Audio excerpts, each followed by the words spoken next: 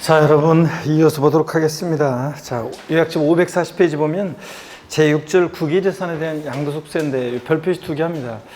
여기 이제 30회 시험에도 나오고 국유재산에 대한 양도세가 31회 시험도 나오고 2번 나왔습니다. 그래서 연달아 나왔는데 최근에 뭐 하여튼 중요합니다. 그래서 국내재산 양도하고 비교해서 잘 보셔야 되겠습니다. 먼저 납세무자를 보시면 국내재산 양도 시에 고지하라는 것은 국내에 주소가 있거나 1년 이상 거주둔 개인을 우리가 고수라고 하잖아요. 근데 국유재산 양도 시에 고수한 납세무자는 양도일 현재 계속해서요. 있다 없다가 아니라 계속해서 몇 년 이상?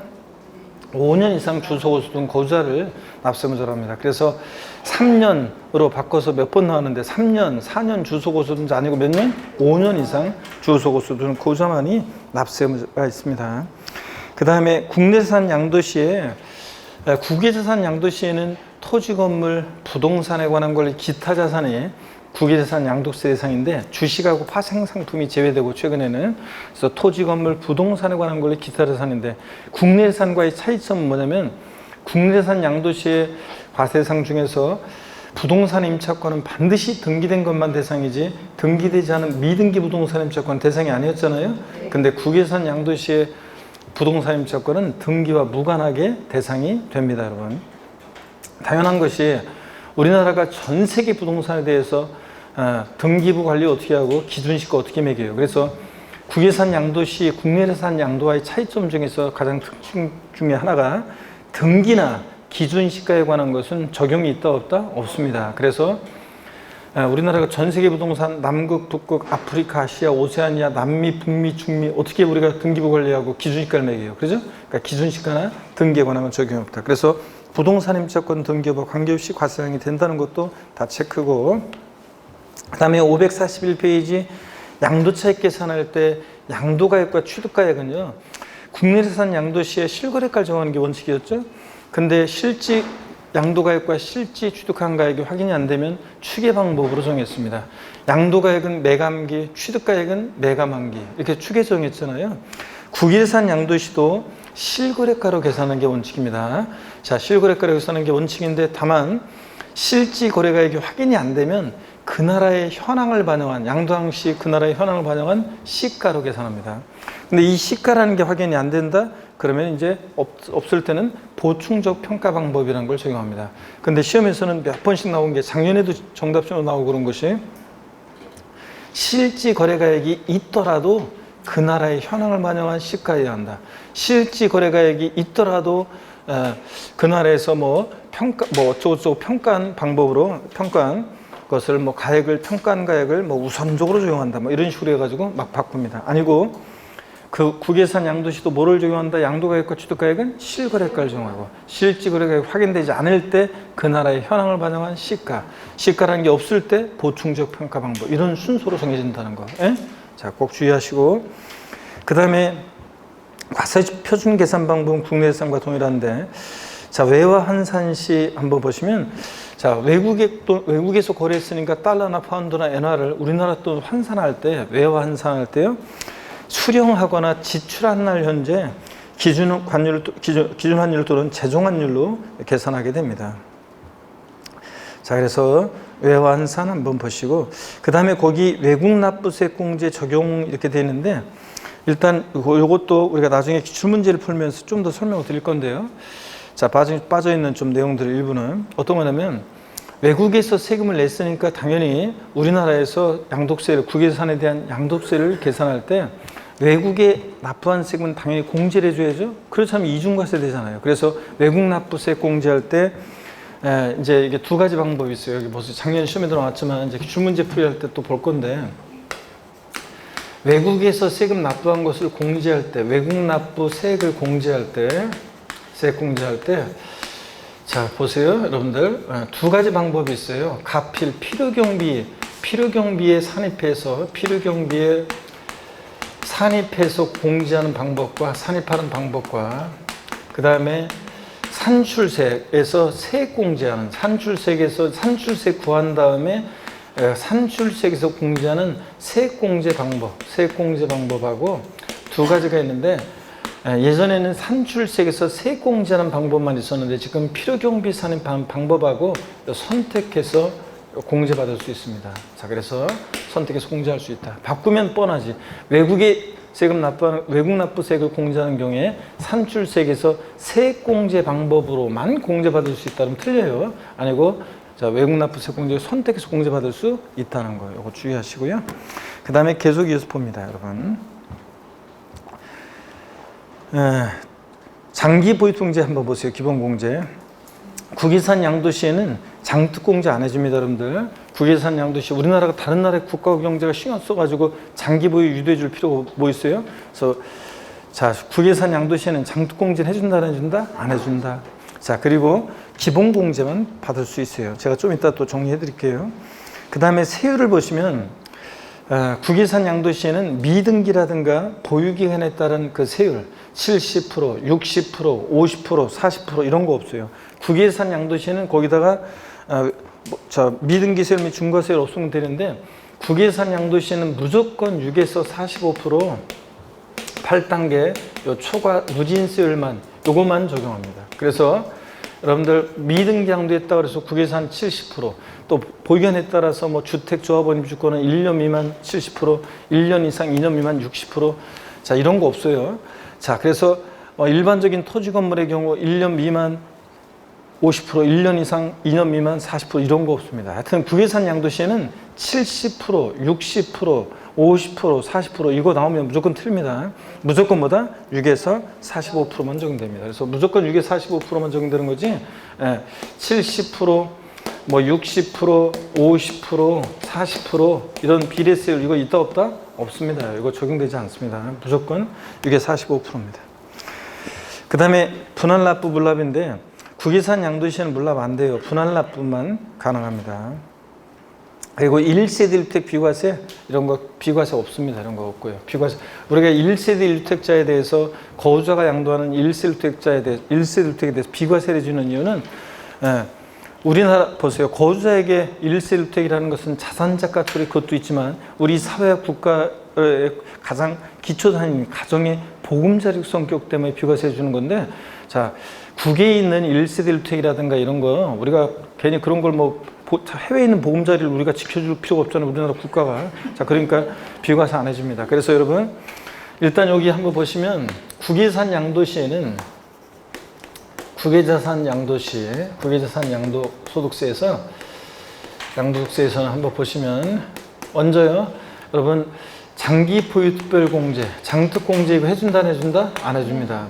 근데 기본공제는 깔아줍니다. 기본공제는 기본적으로 공제받을 수 있습니다. 250만 원. 또 그 다음에 또 보세요, 여러분들. 또 물납 있잖아요. 물납 안 해줍니다. 물납 안 해줘요. 자, 물납 국내산도 인정 안 되는데 국외산 안 되고 아프리카 탄자니아 공화국 정글에 있는 부동산은 물납한다. 뭐 잠비아 공화국 채권으로 물납한다. 골치 아프겠죠? 물납 안 됩니다. 국내산도 안 되는데 분할납부는 돼요. 그리고 국외산 양도시에는 등기라든가 그 다음에 기준시가에 관한 기준시가라든가 이런 것들은 적용이 있다 없다? 없습니다, 여러분들. 그래서 미등기에 관한 거라든가 자 기준시가나 이런 것들은 국내산 양도시 그런 규정을 준용하지 않습니다. 그래서 이런 것들은 적용이 없다. 그래서 국외산 양도시에 다시요 장특공제 안 해줘요. 근데 기본공제는 깔아줍니다. 물납 안 돼요. 분할납부는 되고요. 등기나 기준시가에 관한 것은 적용이 있다 없다? 없다는 거예요. 네. 그 다음에 꼭 알아두시고 그 과세표준 계산해서 받고 그 국내산과 국외산 양도시 차이점을 중심으로 정리하면서 주의 거기 보니까 금방 제가 말씀드린 것들이 나오네요. 국외산은 장특공제 적용 배제한다고 그랬죠? 꼭 알아두시고 3년 이상 보유한 경우에만 적용받을 수 있다. 그러면 틀려요. 무조건 배제고요. 그 다음에 양도의 정의, 미등기 양도산에 대한 비과세 배제 이런 것들 또 배우자 직계주민 수간 이율과세라든가 장특공제라든가 기준시가 산정이나 단기 보유자 자산에 대한 50, 40%만 나와 있는데 지금 개정이 돼서 70%, 60% 뭐 이런 것들 적용이 없습니다. 무조건 국외산 양도시는보다 6에서 45%입니다. 그래서 여러분들 이렇게만 딱 정리해 두시면 되겠습니다. 여러분들. 자, 그 주의 나와 있는 내용들 이렇게 제가 정리해 드린 대로만 정리해 두시고요. 이건 반드시 알고 있어야 되는 내용입니다. 그리고 이제 몇몇 이제 빠진 내용들이 좀 있는데 그런 것들은 기출 문제를 통해서 좀 보충해서 설명을 드릴게요, 여러분들. 자, 그리고 541페이지 제7절 양도세 비과세 및 감면인데, 일단 비과세는, 양도세 비과세는 시험에 뭐 자주 출제되기 때문에 일단 별표 3개 합니다. 제7절 비과세요. 별표 3개 하시고, 어떤 경우에 양도세를 비과세하는지 보겠습니다. 물론 여러분 비과세와 감면은 다른 거예요. 비과세는 아예 과세에서 제외합니다. 세금 계산조차 하지 않고 비과세하게 해달라고 신청할 필요도 없이 과세에서 제외해요. 근데 감면은 일단 세금 계산을 한 다음에 깎아주거나 면제하거나, 또 그 다음에 감면은 또 감면 신청을 해야 돼요. 비과세와 달리. 그래야지 감면 신청을 해야지만 감면해 줍니다. 이런 차이점을 가지고 개요, 먼저 어떤 경우에 양도세가 비과세 되느냐. 자, 또 본격적으로 보기 전에 고개 한번 드시고 또 한번 스트레칭을 한번 해보겠습니다. 여러분들. 목 운동부터. 반대로 돌리시고, 허리도 좌로, 무릎 돌립니다. 아이고. 자, 기지개도 화끈하게 제끼시고, 좋습니다. 어깨도 돌리시고. 자, 좋습니다. 541페이지에 제7절 양도세 비과세 및 감면인데, 개요를 보니까요, 여러분들. 어떤 경우에 양도세가 비과세되느냐? 파산 선고에 의한 처분으로 발생한 소득 비과세입니다. 법원이 개입되어 있잖아요. 자, 그리고 또 여기 보세요. 채무자가 채무 변제 불능 상태에 빠져요. 그러면 법원에서 파산 선고를 내립니다. 그럼 파산 선고를 받은 채무자의 재산은 파산재단에 속하게 되고, 파산재단에 속한 채무자의 재산이 처분이 됩니다. 그러면 양도세 누구한테 부과할 거예요? 예, 법원에서 빈 털털이라고 파산 선고를 내리는데, 그죠? 그잖아요. 그러니까 파산 선고에 의한 처분으로 발생한 소득은 어떻게 하냐? 비과세합니다. 이거. 자, 제목만 딱 알아두시면 되고요. 일정한 농지 교환 또는 분합으로 발생한 소득 비과세합니다. 일정한 농지 교환, 맞바꾸는 교환 또는 분합, 나누거나 합주거나 분합으로 인한 소득 비과세하고요. 또 보시니까 1세대 1주택, 고가주택 제외인데, 우리가 또 고가주택이라는 것은 뭐 작년 시험에 자세히 나왔었지만, 자, 보세요. 고가주택 뒤에 또 나중에 또 자세히 우리가 고가주택 앞에서 배우기도 했었는데, 자, 고가주택이라는 것은 실지거래가액이요. 실지거래가액이 9억 원을 초과하는 주택입니다. 고가주택은 실거래가 9억 원 초과하는 주택이고, 기준시가 아니죠. 작년에 자, 기준시가로 바꿔서 나왔습니다. 부동산 임대업에서 1주택 소유하는 자의 주택 임대수를 비과세할 때, 다만 주택수 관계없이 1주택이라도 부동산 임대수를 과세하는 경우가 있었는데, 고가주택과 국외 소지하는 주택은 1주택이라도 주택수 관계없이 임대수를 과세했죠? 그랬잖아요. 배웠는데 우리가 국외 소지하는 주택이라든가 고가주택은 주택수 관계없이 1주택이라도 임대수 과세해요. 그럴 때 그때 고가주택은 부동산 임대업에서 비과세 배제되는 고가주택은 기준시가로 보유 중에 판단하는 거니까 기준시가로 9억 초과하는 주택이고, 양도소득세에서 고가주택은 기준시가 아니라 뭐 실거래가 9억 초과하는 주택인데, 이걸 갖다가 실거래가 9억 초과하는 주택이고, 근데 이걸 갖다가 우리 이걸 이제 기준시가로 바꿔서 작년 시험에 나왔었고요. 자, 그 다음에 또 봅니다. 또 고가주택이라는 것은 고가주택이 해당되면 1세대 1주택 비과세를 어떻게 하느냐? 이거 배제합니다. 그래서 1세대 비과세 요건을 갖췄어도 비과세 안 해줍니다, 여러분들. 자, 그래서 이 두 가지 특징을 갖고 보십니다. 그러면 우리 1세대 1주택 및 부속토지 양도리한 비과세에서 고가주택은 제외하고요. 그 다음에 법령이 정하는 이 1세대 1주택이요. 1세대 1주택 양도소득만 비과세하는 게 아니라 주택과 함께 양도되는 일정 면적까지 주택 부수토지 양도리한 소득도 비과세합니다. 주택 부수토지도. 자, 그럴 때 넘어가서 보시니까 542페이지요. 동그라미 2번을 보니까 1세대가 1주택을 양도하기 전에 다른 주택을 대체 취득하거나 상속이나 동거복량, 혼인 등으로 인해서 2주택 이상을 부여하게 되는 경우로서 법령이 정하는 주택. 무슨 얘기냐? 우리가 뒤에 나오는데 주택이 2개예요. 주택이 2채인데도 1세대 1주택 양도로 봐서 비과세 규정을 적용받을 수 있는 예외가 있어요. 이제 그런 얘기고요. 또 양가로 4번을 특히 주의해서 또 봅니다. 지적재소에 관한 특별법 중에 따른 경계 확정으로 지적공사상 면적이 감소돼서 지급받은 조정금, 요거 비과세합니다. 요거 어떤 거냐면 이런 거라고 했습니다. 이미 말씀드렸는데, 우리가 지적 제조사에 관한 특별법에 따라 경계를 다시 측량합니다. 그리고 종이로 되어 있는 지적 이것을 갖다가 디지털한 작업을 하기 위해서 이 법 만들었잖아요. 그래서 다시 측량을 했어요. 그랬더니 현재 토지 경계와 달리 측량이 됐어요. 그렇다고 해서 국가가 다시 측량했더니 야 이거 네 땅 아니야 이거 뺏어가지고 이 사람한테 야 이건 네 땅인 것 같아서 주고 막 이렇게 하면 안 되잖아요, 여러분들. 토지 경계는 변동이 없어요. 현상은 변동이 없는데 공부상으로만 다시 측량한 대로 면적이 종전보다 줄어들기도 하고 늘어나기도 하겠죠. 그럴 때 면적이 종전보다 증가된 사람한테는 조정금을 징수합니다. 그랬을 때 이 면적이 증가돼서 징수한 이 조정금은 토지 소유자 입장에서 이 토지를 갖고 있다 팔 때 양도소득세 계산 시에 필요경비에 포함한다고 그랬어요? 안 한다고 그랬어요? 취득가액에 포함해야 하나요? 이것도 까먹었어요, 여러분들? 취득가액에 이거 제외합니다. 왜냐하면 실제 이 토지 소유자가 토지를 취득하면서 부담한 게 아니라 실제 토지를 취득하면서 부담한 게 아니라 면적만 공부상의 면적만 증가했고 그러면서 그 증가된 부분에 대한 취득이었기 때문에 이런 경우에 과세하지 취득가액에 포함하지 않습니다, 여러분. 근데 이번에 면적이 감소가 됐어요. 그러면 감소된 사람한테 줄어든 만큼 조정금을 줍니다.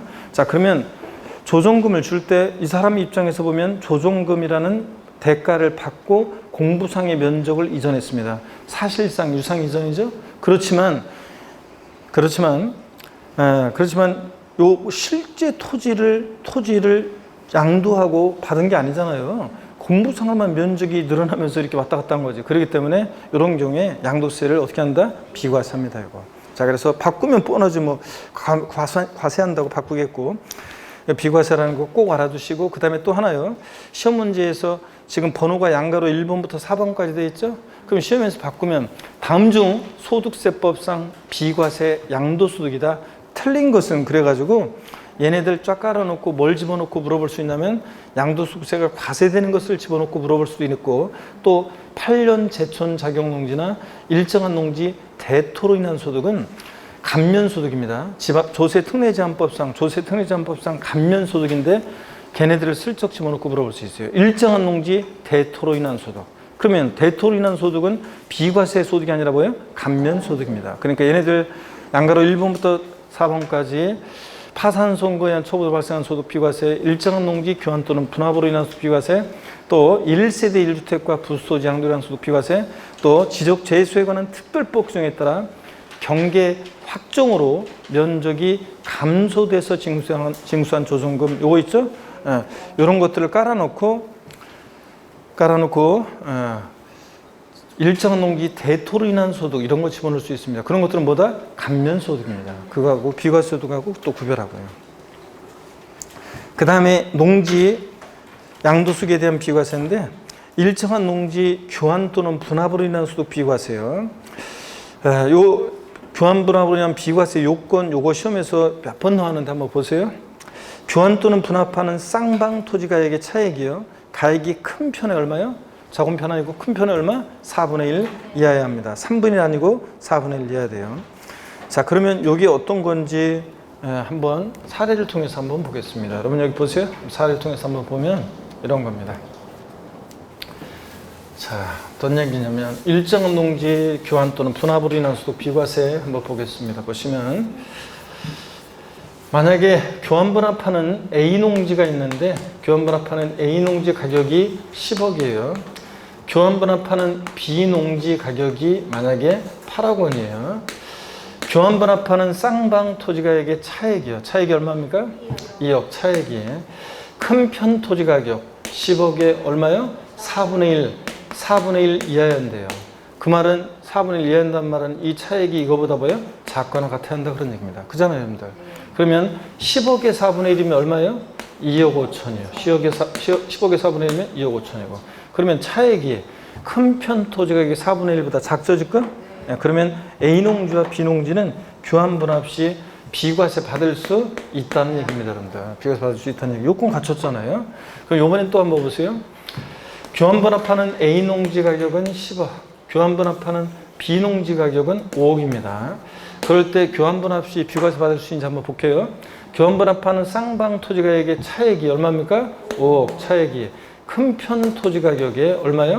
4분의 1 이하야 돼요. 작거나 같아야 돼요. 그러면 10억의 4분의 1이면 2억 5천이잖아요. 그러면 차액이 이거보다 2억 5천보다 작거나 같아야 되는데 지금 어떻게 됐어요? 더 크잖아요. 지금 차액이. 그러니까 A농지와 B농지는 교환분합 시 비과세 받을 수 있다 없다? 없다는 얘기입니다. 여기서 얻을 수 있는 힌트는 교환분합 시에 교환분합하는 이 토지 가격의 차이가 너무 나면 악용의 소지가 있다 그런 얘기입니다. 그죠 여러분들? 그런 얘기고.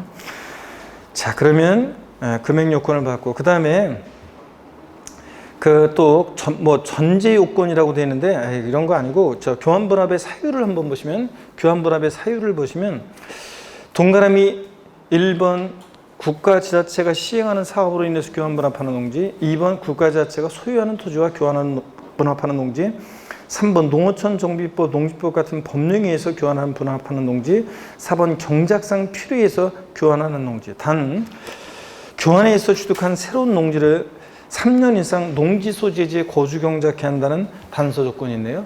그러면 동그라미 1, 2, 3번과 4번의 차이점이요. 동그라미 1, 2, 3번 국가지자체가 개입이 되어 있거나 법령 규정에 의한 경우와 이 4번 경작상 필요한 경우의 차이점이 보이세요? 숨은 그림 찾기. 어떤 차이점이 있어요? 네? 자, 1, 2, 3번 국가자체가 개입이 되어 있거나 법령 규정에 의한 경우는 교환뿐만 아니라 모두 분합도 비과세 사유인데 경작상 필요한 경우는 뭐만? 교환만 비과세 사유예요. 자, 분합은 나누거나 합치는 거라 복잡하기 때문에 악용의 소지가 있어가지고 경작상 필요한 경우는 교환만 인정하고 분합은 비과세 사유가 아니고요. 자, 그래서 동그라미 4번 밑줄이고 교환의 동그라미고 경작상 필요해서 교환하는 농지 밑줄이고 교환의 동그라미. 그리고 동그라미 1, 2, 3번은 국가자체가 개입이 되어 있거나 법령 규정에 의한 경우라 단서 조건이 없어요. 근데 경작상 필요한 경우는 악용의 소지가 있어가지고 단서 조건이 있습니다. 교환해서 새로 취득한 신농지에서 몇 년 이상? 3년 이상 거주 경작해야 한다는 단서 조건이 있다는 거 밑줄이에요, 여러분들. 네? 이거 주의하고. 그 다음에 비과세 제외되는 농지 이런 것들은 읽어봅니다. 주거지역 등에 편입된 지 3년이 경과한 농지, 그 다음에 환지 정지 지정일로부터 3년이 경과한 농지 이런 것들은 비과세 안 해줍니다. 자, 근데 여러분 보세요. 주거지역으로 편입된 지 3년이 지났는데 이제 농지가 아니잖아요, 이런 것들은. 근데 자, 거기 3년의 동그라미 하면서요. 더 많은 법 규정이 있는데 교환분합으로 인한 소득 비과세에서는. 근데 교환분합으로 인한 소득 비과세에서는 몇 년 나왔다. 무조건 몇 년이냐면 3년입니다. 여기 없는 규정들도 교환분합으로 인한 소득 비과세에서는 몇 년 나왔다. 무조건 몇 년? 3년. 3년입니다. 무조건 3년 기간 얘기 있어요. 자, 그걸 알아두시고요. 그 다음에 계속 보겠습니다. 3번에 1세대 1주택 양도소득에 대한 비과세입니다. 자, 우리 양도세 비과세에서 1세대 1주택 비과세가 제일 기본이죠. 그럴 때 먼저 일반적으로요. 양도일 현재 1세대가요. 1세대 그러면 여러분 좀 이따가 이제 나와요. 1세대 그러면 동일한 주민등록표상에 있으면 사실은 원칙적으로 1세대로 보는데 1세대인이 갖고 있는 주택수를 전부 다 합쳐요. 그래서 국내에 우리나라에 몇 주택을 보여야 돼? 1주택을 보여야 됩니다. 양도일 현재 국내 1주택을 보여요.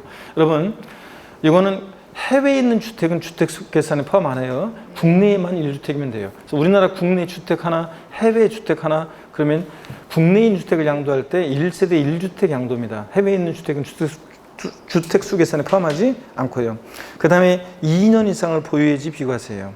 그리고 2017년 8월 3일 이후라고 되어 있는데 요거는 사실은 어떻게 고치면 되는, 이건 서울 같은 데만 해당되는 거고, 요거 2017년 8월 3일 이후를 뭐라고 됐냐면 조정대상 지역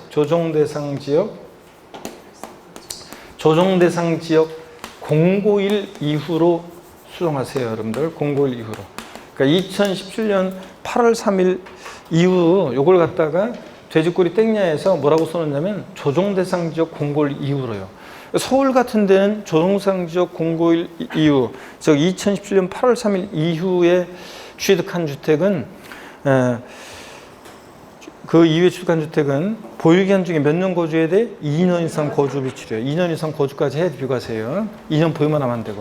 근데 조정대상 지역 051 이후라고 하는 이유는 인천 같은 경우는 작년에 조정대상 지역으로 공고가 됐어요. 그러면 자, 인천은 작년 조정대상 지역 051 이전에 20년, 하여튼 면접을 며칠인지 제가 모르겠지만, 하여튼 조정상적 공고일 이전에 뭐 2019년에, 2017년에 취득한 인천광역시에 있는 주택은 2년 보유만 하면 되는 거지 2년 거주해야 되는 거 아니에요. 자, 그래서 거주 요건 요구하지 않습니다. 그러니까 조정상적 공고일 이후에 취득한 주택만 자 2년 보유도 해야 되지만 보유 기간 중에 몇 년 거주? 2년 거주도 해야 됩니다, 여러분들. 자, 근데 조정상적 공고일 이후로 수정하는 거고요, 그거를. 그 다음에 반드시 등기가 돼야 되고요. 또 1세대 1주택 비과세는 주택 양도속만 비과세하는 게 아니라 주택과 함께 양도되는 일정 면적까지 주택 부수토지 양도량 속을 비과세하는데 주택 정착 면적의 도시요금 몇 배? 5배. 도시가금 몇 배? 10배까지 비과세합니다, 여러분들. 이것도 상식처럼 알고 있어야 됩니다. 체크고요. 그 다음에 비과세 및 감면 제한 그랬는데 어떤 거냐면 자, 이거는 지금 저기를 해놔가지고 그 동그라미 기억법만 아시면 되는 건데 이건 뭐냐면 허위계약서 작성과 관련한 거예요. 허위계약서 작성. 그러니까 매매계약서에 적은 거래가액과 실지 거래가액을 다르게 적었어요. 업계약서나 다운계약서를 써요. 그러면 비과세도 배제하고 감면도 다 배제해요. 그럴 때 기억번 양도세 비과세에 관한 규정을 적용받을 경우에 A와 B 중에서 둘 중 어떤 거 미니멈이니까 어떤 거요? 적은 금액을 둘 중 적은 금액을 비과세 받았거나 받을세에서 빼는데요. 즉 이 금액으로 이제 이 금액으로 이제 과세한다는 건데 A번에 보니까 비과세에 관한 규정을 적용하지 않는다고 해서 양도세를 계산한 산출세과요. 매매계약서 적은 거래가액과 실거래가의 차액을 하고 비교해서 A와 B 중에 둘 중 어떤 거? 적은 금액을 원래 비과세 받았거나 받을세에서 뺍니다. 그래서 허위계약서 작성과 관련한 거예요. 어떤 건지 한번 기출됐던 사례로 한번 소개해 드리겠습니다. 여러분 보세요. 기출됐던 사례로 소개해 드립니다. 저건 다 필기하셨습니까, 여러분? 네. 요거는 사진을 찍으시는 건가 이렇게 하고 그렇다면 지우도록 하겠습니다. 요거. 네? 다 지워도 되죠? 네. 좋습니다. 그러면 사례를 통해서 한번 우리가 보도록 하겠습니다. 어떤 거냐면 이게 지우개로 지우니까 어떻게 더 지저분해지는 것 같아요. 자, 지우개로 지우면 깨끗해져야 되는데. 자, 오늘 보겠습니다. 그러면 또 한번 볼게요. 자, 요건 어떤 얘기냐면 매매계약서상에 보세요. 매매계약서상에 기재된 기재금액이 예를 들어서 3억 5천이요. 그 다음에 실지 거래된 거래가액이 이게 예를 들어서 3억 원이에요. 그러면 보세요. 업계약서 썼죠? 네. 계약서를 높여서 허위계약서 작성했습니다. 자, 그런데 비과세 안 해준다고 하고서 소득세법 규정에 따라서 자, 양도세 계산했더니 그 산출세액이 만약에 여기에 3천만 원이에요. 자, 그러면 이랬을 때 시험 문제는 어떻게 나왔었냐면 비과세 받았거나 받을세액에서 뺄 금액은 얼마냐. 그 비과세 받았거나 받을세액에서 뺀다는 것은 결국 그 금액으로 이제 과세한다는 건데 한번 보세요, 여러분들. 여기서 이제 이런 경우에 매매계약서 적은거래가액과 실거래가의 차액이요. 차액이 얼마입니까? 5천만 원. 이 차액과요. 5천 차액과 그 다음에 비과세 안 해준다고 양도세 계산한 산출세액하고 비교해서 둘 중 어떤 거예요? 둘 중 적은 금액을 적은 금액을 비과세 받았거나 받을세액에서 뺍니다, 여러분들. 둘 중 적은 금액을. 자, 그러면 어떤 게 더 적어요? 예? 자, 3천만 원이 더 적죠? 그래서 둘 중 적은 금액, 요 사례에서는 3천만 원. 요게 이제 3천만 원이 비과세 받았거나 받을세액에서 뺄 금액이에요. 결국은 이 금액으로 이제 3천만 원에 대해서 양도세가 과세된다는 건데, 그럼 여러분 보세요. 허위계약서 작성했다. 그러면 애초에 그냥 비과세 배제하는 거니까 비과세 배제하고 그냥 양도세를 다시 그냥 과세되는 것으로 해서 계산해서 세금 부과하면 되는 거지. 왜? 매매계약서 전거래가 실거래액 이 차액과 비교해가지고 이렇게 차액과 비교해서 둘 중 적은 금액을 뺀다 뭐 하면서 하느냐. 그러면 자, 보세요. 차액. 자, 그러면 왜 이렇게 하냐면요, 여러분. 다운계약서나 업계약서를 뭐 몇백만 원, 몇억 쓴 것도 아니고 몇천만 원, 몇억 쓴 거 아니라 다운계약서를 예를 들면 극단적인 예로 몇만 원 다운했어요. 그렇다고 해서 전체에 대해서 책임을 지게 하면 너무 가혹하잖아요. 원래 비과세권을 갖췄는데 원래 이 사람 비과세 받을 수 있었는데 업계약서나 다운 계약서를 몇만 원 썼다고 전체 그냥 과세해버려요. 너무 억울하잖아요. 그래가지고 이 차액과 비교해서 둘 중 어떤 거? 적은 금액을 비과세 바닷가는 받을 수 있게 뺀다. 그 말은 그 금액에 대해서 과세한다는 얘기입니다. 자, 이렇게 취지 한번 이해하고 가시고요. 감면도 똑같은 얘기예요. 자, 근데 감면은 뭐 그렇구나 하고 넘어가고 기억법만 이해하시면 되고. 그래서 여러분들 꼭 기억할 거. 허위계약서 작성이요. 즉 매매계약서에 적은 거래가액과 실거래가액을 다르게 적었다. 그러면 비과세 감면 다 배제한다는 거. 예? 비과세도 안 해주고 감면도 배제한다. 자, 그럴 때 적은 금액 이걸 꼭 기억합니다. 그래서 여러분들 적은 금액. 그래서 예전에 이게 22회인가 23회 시험 때 사례 문제로 나왔었는데요. 예전에 22회인가 23회 때 나왔는데 그의 합격생분들 중에서 합격자 모임에서 저한테 그러더라고요. 이 문제가 그 당시에는 중개사법, 공시법, 세법, 공법이 다 쉬는 시간 없고 지금 1교시와 2교시로 분리되어 있는데 그때는 한 번에 시험 봤어요. 그럴 때 어떤 수강생이 중개사법 풀고 공시법 풀고 세법 풀고 세법 마지막에 이 사례 문제가 나왔대요. 그래서 딱 계산 사례 문제니까 통과하고 안 풀고 지나가려고 했는데 왜냐면 공법 40문제가 기다리고 있으니까 그래서 안 풀고 지나가려고 딱 하는데 계산 문제니까 안 풀고 딱 지나가려고 하는데 포기하려고 딱 지나가려고 하는데 얼핏 딱 보니까 매매계약서에 적은 거래가액, 실거래가액 요게 딱 보이더래요. 딱 보는 순간 요게 그의 개정세법이었거든요. 허위계약서 작성하면 비과세 감면 배제 이 규정에. 그래서 요걸 딱 보는 순간 허위계약서 작성이 떠오르면서 제 음성이 바로 들리더래요. 작은 금액 제가요 뺀다 요거 이렇게 했거든요. 자 보니까 작은 금액 제 음성이 들려가지고 3억 5천 3억 원 3천만 원 제일 적자 3천이 보기 보니까 있어. 그래서 딱 골랐는데 맞죠 그랬는데 원래는 매매계약서에 적은 거래가 실거래가의 차이하고 비교해서 둘 중 어떤 거? 작은 금액이에요. 근데 어떻든 간에 답만 맞추면 되잖아요. 수업을 잘 들은 수험생이지 수업을 잘 들은 수험생이니까 이런 행운도 있는 거예요. 여러분들 똑같이 수업을 잘 듣는 여러분들에게 그런 행운이 있기를 자 기원하면서요. 자 보겠습니다.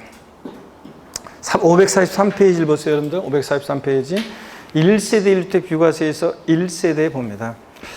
1세대라는 것은 원래 거주자 및 그 배우자 그들과 동일한 주소곳에서 생계를 같이 하는 가족 전원을 우리가 1세대라고 해요. 자 근데 거주자 및 그 배우자 그들과 동일한 주소곳에 생계를 같이 하는 가족 전원은 그러니까 형제자매도 포함될 수 있어요. 생계를 같이 하면.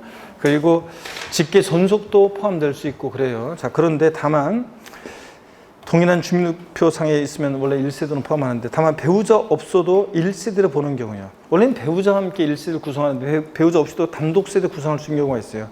당연히 거주자 연령이 몇 세요? 30세 이상이거나 나이가 30세 이상인 노처녀, 노총각들은 이렇게 세대 분류할 수 있습니다. 배우자가 사망하거나 이혼한 경우, 죽고 없어서 이혼에 손자된 경우 단독세대 구성할 수 있고요. 그 다음에 동그라미 디귿번 종합소득이 국민기초생활보장법에 따른 최저 생계비 수준 이상으로서 and 소유하고 있는 주택토지를 관리 유지하면서 and 독립된 생계를 유지할 수 있는 경우에 소득이 있으면 세대 분류할 수 있습니다. 그래서요. 나이가 이거는 30세가 안 됐어도 일정한 소득세법상의 소득이 있으면 세대 분류할 수 있는데 이거 28세 어떤 옛날에 제가 2000년대 중후반에 그 경기도 평택이라는 곳에서 강의할 때 28세 어떤 미혼 여성 수강생이 저한테 물어봤어요. 뭐라고 물어봤냐면 그러면 제가 교수님 직장 생활하면서 제가 부모님하고 같이 있어요. 지금 부모님 같이 살고 있는데 제가 직장 생활하면서 아파트 조그만 거 하나 사놓은 게 있거든요. 그러면 제가 주소를 딴 데로 옮겨 놓으면 제가 소득세법상에 일정한 소득이 있으니까 요 나이가 30세가 안 됐어도 세대 분류할 수 있다는 건가요? 그렇습니다. 일정한 소득세법상에 소득이 있으면 이게 기준 중위소득 40% 수준 이상으로서 어쩌고 그러는데 기준 중위소득 40%가 뭐 수시로 바뀌니까 근데 현재는 지금 이게 175만 원 정도 하는 걸로 알고 있어요. 자 어떻든 간에 일정한 소득세법상의 소득이 있고 그 주택토지를 관리 유지하면서 독립된 생계를 유지할 수 있는 경우에 소득이 있으면 나이가 30세 안 됐어도 세대 분류할 수 있습니다. 그래서 제가 일반 고시학원에서 강의하면서 결혼하는 미혼 남성 수강생들한테 꼭 강조하는 게 있어요. 뭐냐면 어떤 여자하고 결혼해야 되느냐? 이런 여자하고 결혼해야 한다. 하나를 보면 열을 한다고 이게 부모님이 좀 도와줬는지 모르겠지만 직장 생활에서 제가 아파트 하나를 샀다. 조그만 걸 그 당시에는 평택 아파트 가격이 쌌지만 그래도 아파트 하나를 장만할 정도면 그죠, 여러분들? 그러면 똑순이잖아요. 그래서 제가 이런 똑순이하고 결혼해야지 얼굴만 너무 따지면서 결혼했다가 나중에 후회한다 그랬습니다. 얼굴은 살다 보면 서로 부부가 얼굴을 자세히 볼 일이 별로 없어요. 그죠? 그죠? 그래서 막 집에 오면은 하고 그럴 때 얼굴 자세히 보면서 얘기하는 게 아니라 대충 보면서 왔다고 하고 뭐 씻고 뭐 하고 뭐 하다가 뭐 식탁에서 대화가 이루어지긴 이루어지는데 반찬을 보면서 대화가 이루어지고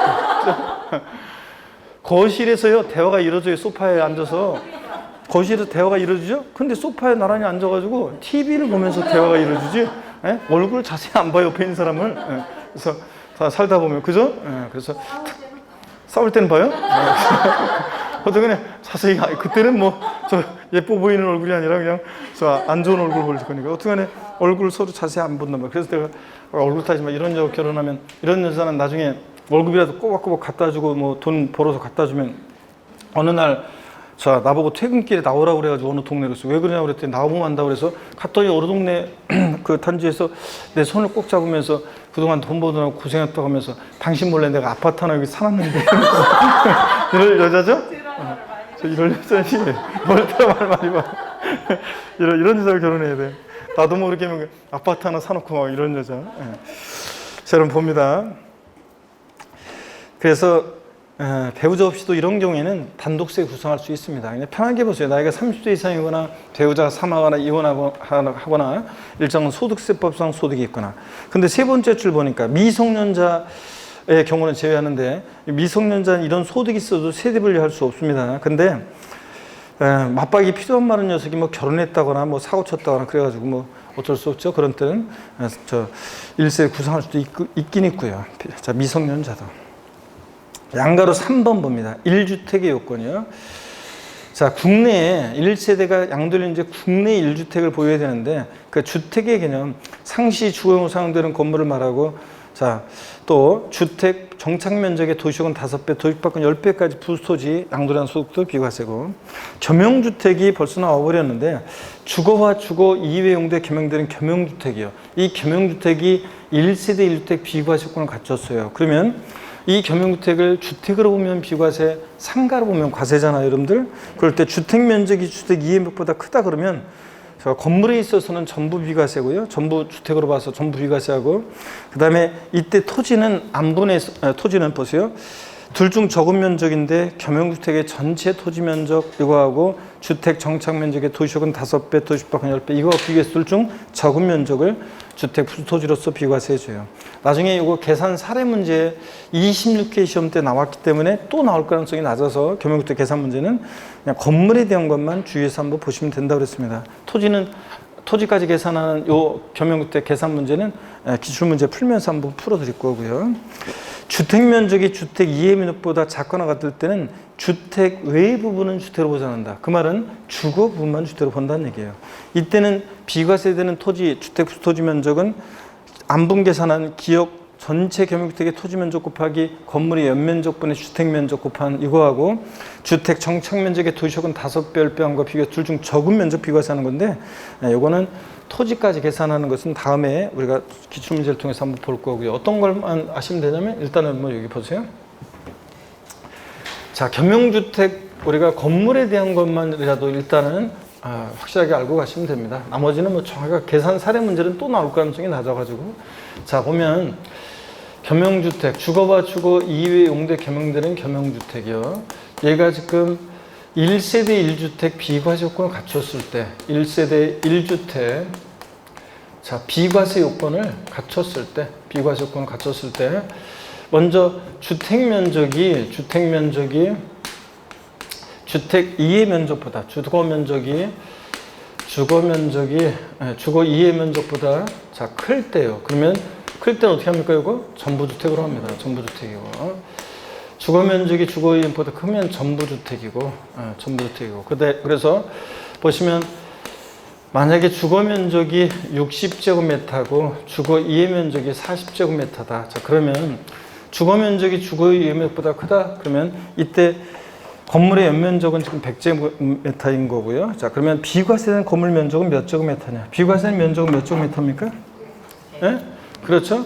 자, 건물에 있어서는 전부 비과세라고 그랬잖아요. 전부 비과세니까, 자, 보시면 전부 비과세니까 100제곱미터 전부를 비과세입니다. 그래서 100제곱미터 전부가 비과세고요. 자, 그 다음에 이번에는 또 보세요. 이번에는 주거 면적이 주거 이해 면적보다 작거나 같을 때요. 주거 이해 면적보다 작거나 같을 때. 이때 만약에 주거 면적이 이번에는 40제곱미터고 주거 이해 면적이 60제곱미터예요. 자, 이랬을 때 어떻게 할 것이냐? 자, 비과세는 건물 면적 그러면 이때는 주거 면적이 주거 이해 면적보다 작거나 같을 때는 주택 이외 부분은 주택으로 보지 않는다. 그 말은 주거 부분만 주택이에요. 주거 부분만 주택이니까 주거 부분만 주택으로 보니까 비과세는 건물 면적 몇 제곱미터입니까? 40제곱미터. 요거는 비과세고 그 다음에 60제곱미터는 어떻게 하고? 과세하고 이런 얘기입니다, 여러분들. 자, 그래서 이걸 한마디로 표현하면 있죠. 이 표현 시험에 나온 적도 있지만 이걸 한마디로 표현하면 주택 면적이 주택 이해 면적이 클 때 부등호를 눈에 넣으시고 주택 면적이 클 때 부등호하고 주택 면적이 주택 이해 면적보다 작거나 같을 때 부등호하고 잘 보세요, 여러분들. 이걸 잘 보시면 자, 주택 면적이 주거 이해 면적보다 클 때 부등호, 작거나 같을 때 부등호를 눈여겨 봐주시면 이걸 한마디로 표현하면 주택 면적이 자, 클 때만 전부 주택입니다. 클 때만 전부 주택. 자, 주택 면적이 주택 이해 면적보다 클 때만 전부 주택입니다, 여러분들. 자, 그러면 전부 주택이야. 한마디로 표현하면 그죠? 그래서 암기 어떻게 하느냐? 부등호 주택이 클 때만 전부 주택. 생각나세요, 여러분들? 그래서 부등호 주택이 클 때만 전부 주택이에요. 작거나 같으면 주거만 주택이고 이렇게 딱 알아둡니다. 자, 그러면 됐고 거기 다가구 주택을 한번 봅니다. 다가구 주택은요, 해당 다가구 주택을 구획된 부분별로 양도하지 않고 이거 쫙 밑줄인데요. 다가구 주택을 구획된 부분별로 양도하지 않고 하나의 매매 단위로서 양도할 때는 그 전체를 하나의 주택으로 봅니다, 여러분들. 그래서 9가구가 거주하고 있어도 가구별로 분양하지 않고 다가구 주택을 전체를 하나의 단위로 해서 판다? 그럼 단독주택, 하나의 주택 양도로 봐서 비과세 받을 수도 있습니다, 여러분들. 그 다음에 또 보세요. 고가주택입니다. 고가주택. 자, 주택 및 이에 딸린 토지 양도 당시 실거래가액 비율이 얼마예요? 9억 원 초과하는 주택이 고가주택입니다. 기준시가 아니라고 그랬어요. 자, 실거래가로 9억 초과하는 주택이고 조합원 입주권 양도가 나오는데 이 조합원 입주권 양도 관련해서는 또 요 얘기는 지금 어떤 얘기냐 자세히 설명이 안 돼 있어가지고 좀 하니까 넘어가요. 입주권에 관한 것은 제가 나중에 또 말씀드릴 기회가 있을 것이고요. 양도로 4번을 보겠습니다. 2년 이상 보유 요건이요. 자, 우리가 1세대가 양도를 이제 국내에 1주택 몇 년 보유해야 돼? 비과세 받으려면 2년 보유해야 됩니다. 당해재산 취득일로부터 양도일까지 2년 보유해야 되는데 다만 예외가 있긴 있어요. 우리가 배우자 또는 직계존비소로부터 증여받은 밑줄입니다. 우리가 이율과세 특례 지난번에 했잖아요. 이율과세 특례 적용될 때는 배우자 직계존비소의 주택에 대해서 이율과세 규정을 적용받은 경우에는 여기 밑줄입니다. 그 544페이지 증여한 배우자 직계존비속이 당해재산 취득한 날부터 보유하는 기산하고요. 그 사람들 증여자가 취득한 날부터 보유하는 기산하고 증여받은 날부터가 아니라 그 다음에 2017년 8월 3일 이후라고 되어 있는데 정확히 얘기하면 조정대상지역 공고일 이후에 취득한 주택은 보유한 중에 몇 년 거주한다? 2년 이상 거주한다. 이렇게 알아두시고요. 그 다음에 보유기간 제한을 받지 않는 경우 이게 뭐냐면 2년 보유를 못했어요. 그랬는데도 비과세 받을 수 있는 특례인데 먼저 건설임대주택 특례입니다. 건설임대주택 특례. 이건 어떤 건지 한번 보겠습니다. 여러분들. 건설임대주택 특례는 어떤 거냐면 이런 거예요. 자, 이쪽에 가서 한번 소개를 해드릴까요? 건설임대주택 특례. 자, 여기를 한번 봅니다, 여러분들. 이건 매입 임대주택은 안 돼요. 내가 주택을 임대해가지고 주택을 매입해가지고 사가지고 임대한 주택은 안 되고 처음부터 임대주택으로 건설된 건설 임대주택이어야 됩니다. 자 보세요. 건설 임대주택이요. 처음부터 임대주택으로 건설된 건설 임대주택의 경우 건설 임대주택이요. 건설 임대주택인데 얘가 1세대 1주택이에요. 예, 근데 2년 미만 보였는데도 비과세 받을 수 있다는 건데 여기 봅니다. 이 건설 임대주택을 이 시점에 임차를 시작했어요. 건설 임대주택을. 자, 임차를 시작했는데 임대주택 여러분 나중에 살 수 있는 자격이 생기죠. 그래가지고 살 수 있는 자격이 생겨서 취득하게 됐고요. 얼마 안 있다가 이제 팔게 됩니다. 그러면 보유기간은 여러분 보유기간과 거주기간은 다른 거예요. 보유기간은 4명의로 등기부상 그 4명의로 내가 사서 등기한 날 얘기하는 거예요. 4명의 소유자로 등기가 된 날. 그래서 우리가 소유자로 등기가 된 날 취득일부터 양도일까지를 보유기간으로 하는데 이 보유기간이 2년 미만이에요. 2년 미만 보유를 했는데도 비과세 받을 수 있다는 거예요. 이 1세대 주택이. 어떤 경우에 2년 미만 보유했는데도 비과세냐면 이 건설 임대주택의 임차일로부터 양도일까지, 임차일부터 양도일까지요. 거주기간, 세대 전원이 거주한 거주기간이 몇 년이요? 5년 이상. 5년 이상 거주했다. 자, 그러면 거주기간이 5년 이상이면 이 1세대 주택, 건설 임대주택, 취득일로부터 양도일까지 2년 미만 보유했어도 비과세 받을 수 있다는 얘기입니다. 그런 얘기예요. 자, 계속해서 봅니다. 그 다음에 거주기한 1년 이상. 이거는 어떤 거냐면요. 이건 어떤 거냐면 이것도 제가 설명드리는 대로 사례를 한번 기억하시면 더 좋아요. 이거 부득이한 사유 양도인데 한번 봅니다. 예를 들어서, 만약에 강원도 원주시예요. 강원도 원주시에 1세대 1주택이 있습니다. 1세대 1주택이 있는데, 만약에 강원도 원주시 1세대 1주택이 1년 6개월 보유했어요. 그러니까 2년 보유를 못했어요. 1년 6개월 보유했습니다. 2년 보유를 못했는데도, 1년 6개월로 하겠습니다. 1년 6개월 보유했어요. 그래서 2년 보유를 못했어요. 그런데도 비과세 받을 수 있다는 건데요. 그러려면, 여러분 보세요. 그러려면, 이 부득이한 사유로 양도하는 주택은 실생활에서도 잘 나오는 여러분들이 부딪히는 거니까 잘 보세요. 1년 이상 거주했었던 주택이어야 돼요. 1년 이상을 거주하던 주택을 부득이한 사유로 양도해야 돼요. 취약이라든가 질병의 요양, 근무상형편, 학교폭력 같은 전학이요. 자, 취약이요.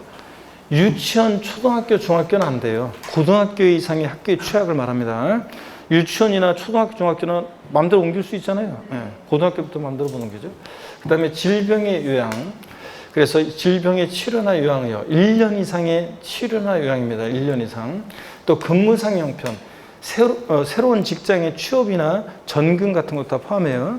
자, 그 다음에 학교폭력으로 인한 전학 같은 부득이한 사유 양도하고 다른 시군으로 세대 전원이 주거를 이전했어야 돼요. 세대 전원이 다른 시구로 주거를 이전합니다. 강원도 원주시에 살던 사람이 경기도 이천시나 아니면 수원시, 아니면 서울특별시 이런 식으로 세대 전원이 다른 식으로 주거 이전합니다. 그러면 이 사례 문제가 나오면 부득이한 사유 양도 이 사례 문제는 꼭 확인할 거는요. 1년 이상을 거주하던 주택이었어야 돼요, 여러분들. 자, 1년 이상을 거주하던 주택이었어야지. 이거 만약에 10개월 거주하던 주택이었다? 그럼 비과세 받을 수 없습니다. 그래서 1년 이상 거주했는지 꼭 확인하고, 첫 번째 요건 1년 이상 거주했는지 꼭 확인하고, 그 다음에 두 번째 요건 부득이한 사유 양도, 이 어떤 부득이한 사유인지 이거 꼭 확인하고. 자, 그래서 여기 보세요. 근무상 형편은 되는데 단 사업상 형편 같은 거 있죠? 예전에 시험에 나온 적인데 근무상 형편은 되는데 사업상 형편은 부득이한 사유로 인정하지 않아요. 사업상 형편은 부득이한 사유 인정 안 합니다. 근무상 형편 같은 사유지 사업상 형편은 부득이한 사유로 인정 안 하고, 또 다른 시군으로 주거를 이전했어야 돼요. 다른 시군으로 세대 선원이 주거를 이전했어야 됩니다. 이런 요건을 갖췄을 때 이 1세대 1주택은 1년 6개월 보유, 즉 2년 보유를 못했지만 비과세 받을 수 있습니다, 여러분들. 자, 그 다음에 계속 이어서 봅니다. 거주기한 제한이 없는 경우 해가지고 나온 게 보유기한이나 거주기한 제한 없는 경우가 어떤 거냐면 거기 지역번 보세요 여러분들. 수용 및 협의 매수 1세대 1주택이 수용을 당했어요. 그러면 보유기한 거주기한 관계없이 비과세입니다 여러분들. 다만 잔존 부분 일부 수용의 경우에 남게 된 잔존 부분 필요 없잖아요. 잔존 부분은 수용일로부터 5년 내 양도하면 이 잔존 부분도 비과세 받을 수 있어요. 일부 수용의 경우에. 자, 그 다음에 니은번, 디귿번 해외 이주법엔 해외 이주로 세대 지원을 출국합니다.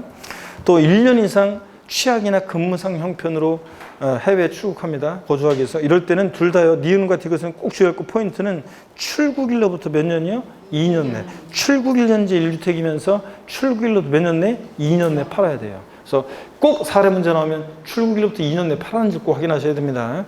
출국일로부터 3년이 되는 때 양도하는 경우 비과세인데 이러면 틀려요. 출국일로부터 몇 년 내? 2년 내 양도했어야 됩니다. 꼭 둘 다 이거 확인하시고요. 자, 그 다음에 양가로 5번에 1세대 1주택으로 보는 비과세 특례 그래가지고 주택이 2개예요. 근데도 1주택 양도로 보는 특례가 있어요. 이것도 이제 잠시 쉬었다가요. 또 보도록 하겠습니다. 잠깐 쉬었다가 시간이 이거 다 끝내고 보기엔 좀 그래서 잠깐 쉬었다가 이어서 보고 또 조세 총론으로 넘어가도록 하겠습니다. 잠깐 쉬겠습니다.